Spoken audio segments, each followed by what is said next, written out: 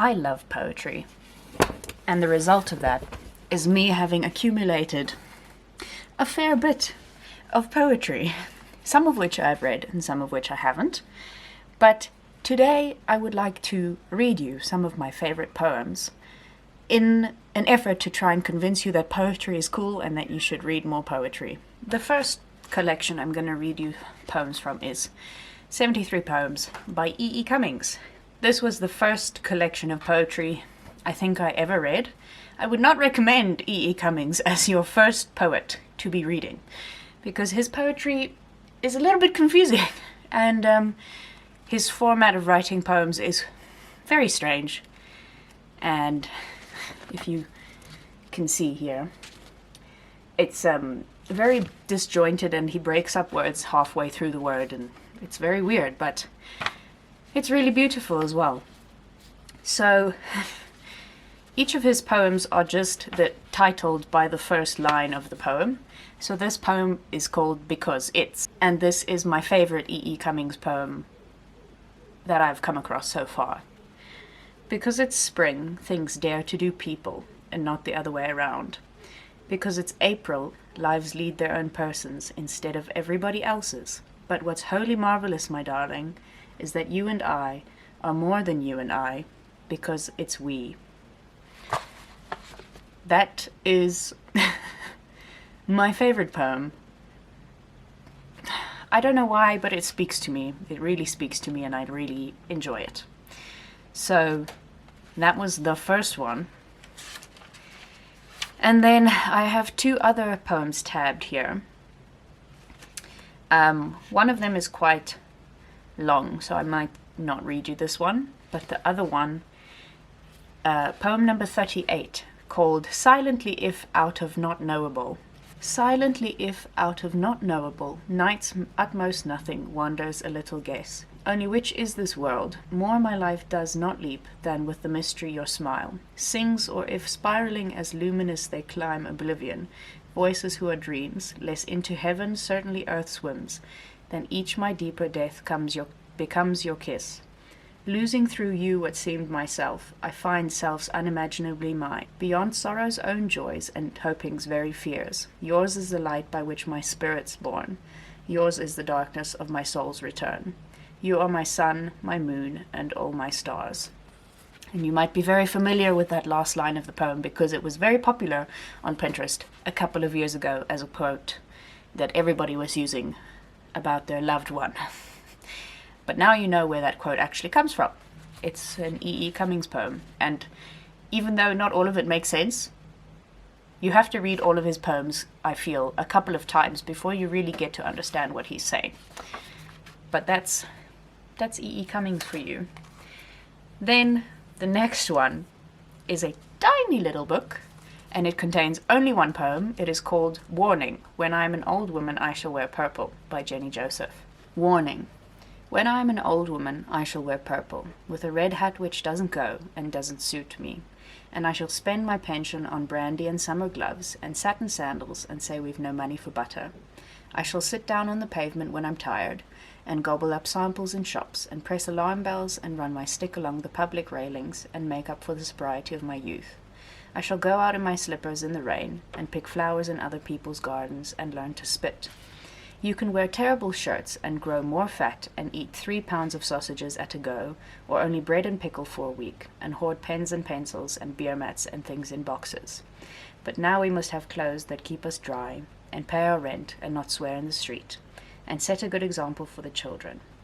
We must have friends to dinner and read the papers. But maybe I ought to practice a little now, so people who know me are not too shocked and surprised when suddenly I'm old and start to wear purple. I love her poem. I've read a couple of other poems by Jenny Joseph as well. I can't remember the titles of them right now, but I love her poetry, and I would like to have a bigger collection of more of her poems. Then next up on my list is Miss Sylvia Plath, or Ms. Sylvia Plath. I read this collection, might have been last year, or the year before. No, I think it was last year. And I understand why people really like her poetry so much. So, I'm going to read to you 2 poems by Sylvia Plath. One because I think it is beautiful, and the other one because I think although people really associate a lot of darkness and a lot of sadness with Sylvia Plath, she could be very funny. And the second poem I'm going to read to you is actually, well, I found it very amusing. So, the first one is called I Am Vertical. But I would rather be horizontal. I am not a tree with my roots in the soil, sucking up minerals and motherly love, so that each March I may gleam into leaf. Nor am I the beauty of a garden bed, attracting my share of R's and spectacularly painted, unknowing I must soon unpetal. Compared with me, a tree is immortal, and a flower head not tall, but more startling, and I want the one's longevity and the other one's daring. Tonight, in the infinitesimal light of the stars, the trees and flowers have been strewing their cool odors. I walk among them, but none of them are noticing. Sometimes I think that when I am sleeping, I must most perfectly resemble them, thoughts gone dim. It is more natural to me, lying down, than the sky and I are in open conversation, and I shall be useful when I lie down finally. Then the trees may touch me for once, and the flowers have time for me. Then the second poem I want to read to you is called The Tour. When I read this poem for the first time, I actually underlined the title and wrote next to it, quite funny.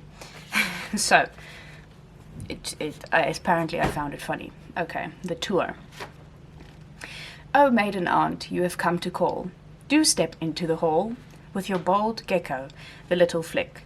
All cogs weird sparkle, and every cog solid gold.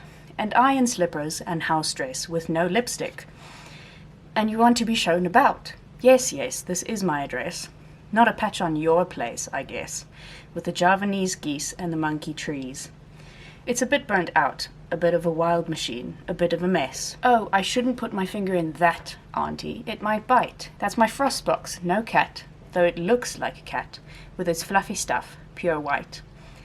You should see the objects it makes, millions of needly glass cakes. Fine for the migraine or the bellyache. And this is where I kept the furnace, each coal a hot cross stitch, a lovely light. It simply exploded one night. It went up in smoke. That's why I have no hair, auntie. That's why I choke. Off and on as if I just had to retch. Coal gas is ghastly stuff. Here's a spot I thought you'd love. Morning Glory Pool. The blue's a jewel. It boils for 40 hours at a stretch. Oh, I shouldn't dip my hanky in it. It hurts. Last summer, my God, last summer, it ate 7 maids and a plumber, and returned them steamed and pressed and stiff as shirts. I am bitter, I'm a verse. Here's your specs, dear, here's your purse. Toddle on home to tea now in your flat hat. It'll be lemon tea for me. Lemon tea and earwig biscuits. Creepy, creepy. You'd not want that. Toddle on home before the weather's worse. Toddle on home, and don't trip on the nurse. She may be bold, she may have no eyes, but auntie, she's awfully nice. She's pink, she's a born midwife. She can bring the dead to life. With her wiggly fingers and for a very small fee. Well, I hope you've enjoyed it, auntie. Toddle on home to tea. Miss Sylvia Plath was a little bit salty, you could say. Maybe. Just a little bit. Then, next up, I have Felicity by Mary Oliver. And again, I might just read you one poem from this. I have tabbed 2 of them, but I might just read you one of them. This one is called, I did say it's from the collection Felicity. This one is called I Don't Want to Lose. I don't want to lose a single thread from the intricate brocade of this happiness. I want to remember everything, which is why I'm lying awake, sleepy, but not sleepy enough to give it up. Just now, a moment from years ago, the early morning light, the deft, sweet gesture of your hand reaching for me. Her poetry is very peaceful. That's the one word I haven't read any of her other collections, but from this collection, her poems bring an overall sense of calm and a sense of peace when you're reading them. I have Dearly by Margaret Atwood. I'm now realizing that I've just read a lot of poetry by women, besides T.S. Eliot and E.E. Cummings. I think everybody else I've read from is women. I have Night Sky with Exit Wounds by Ocean Vuong on my September TBR, so I will be reading some more male poets. But for now, it's just the women. Right. Which one to read to you? I might just read you both. So this one is called Salt. Were things good then? Yes, they were good. Did you know they were good at the time? Your time? No, because I was worrying, or maybe hungry, or asleep half of those hours. Once in a while there was a pear or plum, or a cup with something in it, or a white curtain rippling, or else a hand. Also the mellow lamplight in that antique tent, falling on beauty, fullness, bodies entwined and cherishing, then flare up, and then gone. Mirages, you decide. Everything was never. Though over your shoulder, there it is, your time laid out like a picnic, in the sun, still glowing, although it's night. Don't look behind, they say. You'll turn to salt. Why not, though? Why not look? Isn't it glittery? Isn't it pretty back there? And then the next poem I have is Betrayal. When you stumble across your lover and your friend, naked in or on your bed, there are things that might be said. Goodbye is not one of them. You'll never close that clumsily open door. They'll be stuck in that room forever. But why did they have to be so naked, so minus grace, floundering around as if in a spring puddle? The legs too spindly, the waists too thick, the flubbers here and there, the tufts of hair. Yes, it was a betrayal, but not of you, only of some idea you'd had of them, soft-lit and mystic, with snowfall sifting down and a mauve December sunset, not this gouache flash, not this flesh akimbo, caught in the glare of your stare. Then, lastly, I have Stem of the Moon by Tandi Sleepin, which is very personal to me. Well, I shouldn't really say that, but I know the author, and she lived in the town that I grew up in and still live in for a while I was younger. And a lot of her poems are set in the town that I live in. I don't think any of the ones that I've tabbed are set in this town, but she writes really beautiful poetry. So this one is called Oysters. There is a girl on the wild coast peeling oysters, sparkling turquoise sea, opaque shells, the bright light palms of the girl darting between the chunky oyster homes, levering them open with a screwdriver with a translucent orange handle. The women are diving for crayfish, bobbing between the rocks like seals, hugging the shore with padded soaked clothes and gloved hands, short matted hair glistening, full female bodies, round seal eyes, looking out of the ocean, while their young daughters recline on the shore like mermaids, combing the sand with their fingers, into wide-hooped sand skirts like two halves of a fruit, a sea-fruit universe radiating out from a core, warm sand grains fanned and aligned by mermaids at home in the Great Divide. Then the next one is called Deadpan. I will meet you at Deadpan, love. When we are long gone, we will meet in the moonlight, and once again in the snow, but leave no footprints this time as we go. Very short, very sweet. And the last one I have for you is called Stem of the Moon. It is the titular poem of the collection. If you're walking in a garden and the sun is weighing you down, wait for the night. You can lean on the stem of the moon. She rises like an ethereal flower between the silver trees, floating on night waters, a shimmering beam.